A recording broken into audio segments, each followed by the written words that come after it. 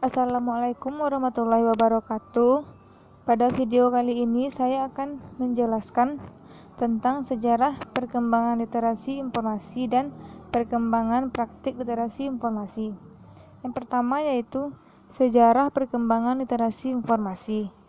Konsep literasi informasi pertama kali diperkenalkan pada tahun 1974 oleh Paul Zurzkowski, President of the Information Industry Association, dalam proposal yang diajukan kepada The National Commission on Libraries and Information Science.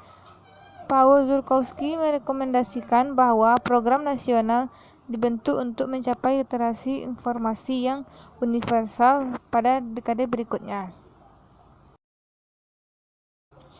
Banyak orang yang setuju bahwa gerakan literasi informasi telah berkembang dari aktivitas perpustakaan, seperti instruksi perpustakaan, instruksi bibliografi, dan pendidikan pemakai.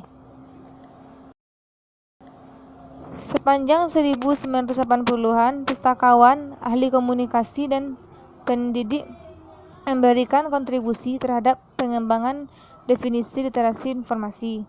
Definisi dan standar yang dikembangkan dalam pendidikan K-12 dan pendidikan tinggi. Pada awal 1990-an, makna literasi informasi seperti yang diusulkan Ala secara umum diterima. Literasi informasi dianggap sebagai bagian dari rangkaian literasi yang luas. Banyak lembaga pendidikan tinggi membentuk komit untuk bekerja meningkatkan hasil kelulusannya, termasuk mengembangkan literasi informasi, dan beberapa kelompok dan individu juga ikut serta mengembangkan literasi informasi. Pada tahun 2002, Branch menyimpulkan ide literasi informasi muncul seiring dengan berkembangnya teknologi informasi pada awal tahun 1970. Literasi informasi mulai tumbuh, berkembang, dan diakui sebagai literasi yang sangat penting pada abad ke-21. Literasi informasi diartikan sebagai sejumlah kemahiran. Literasi informasi juga digambarkan sebagai literasi menyeluruh terhadap semua aspek kehidupan pada abad ke-21. Hari ini, literasi informasi adalah terkait dengan praktik informasi dan pemikiran kritis terhadap lingkungan teknologi komunikasi dan informasi. Tahun 2006, UNESCO bekerjasama dengan Perpustakaan Nasional Republik Indonesia dan Pusat Dokumentasi dan Informasi Ilmiah (LIPI) serta Kementerian Negara Riset dan Teknologi menyelenggarakan lokakarya tentang literasi informasi yang ditujukan untuk guru, pustakawan sekolah, dan kepala sekolah. Beberapa organisasi profesi pustakawan juga menyelenggarakan kegiatan serupa.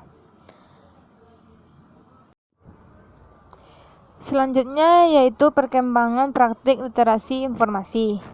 Praktik literasi informasi dalam proses pembelajaran sepanjang hayat sebenarnya melekat dengan karakter manusia pada umumnya sebagai makhluk pembelajar.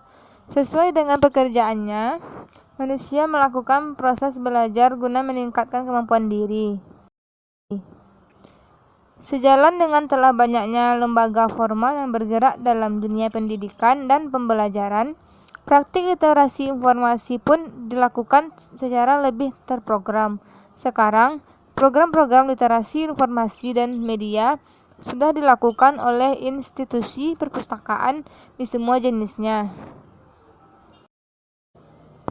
Perpustakaan sekolah lebih banyak mempraktekkan program literasinya pada para siswa, mulai dari siswa sekolah dasar sampai siswa sekolah menengah atas. Perpustakaan perguruan tinggi lebih fokus mempraktikkan program-program literasinya pada mahasiswa.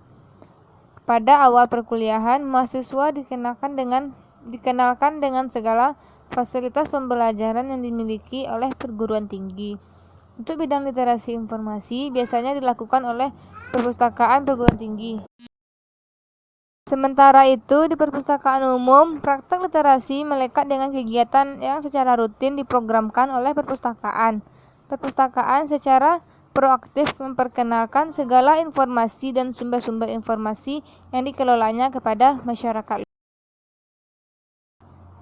Sedangkan untuk jenis perpustakaan khusus atau perpustakaan instansi, perpustakaan lebih banyak secara aktif mengelola dan menyampaikan informasi dan sumber-sumber informasi yang berkaitan dengan visi dan misi lembaga penaungnya kepada masyarakat secara lebih terbatas yang berada di bawah naungan lembaga induknya sendiri.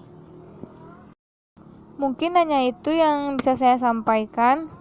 Semoga penjelasan ini bisa bermanfaat bagi teman-teman semuanya. Mohon maaf apabila ada kesalahan kata. Assalamualaikum warahmatullahi wabarakatuh.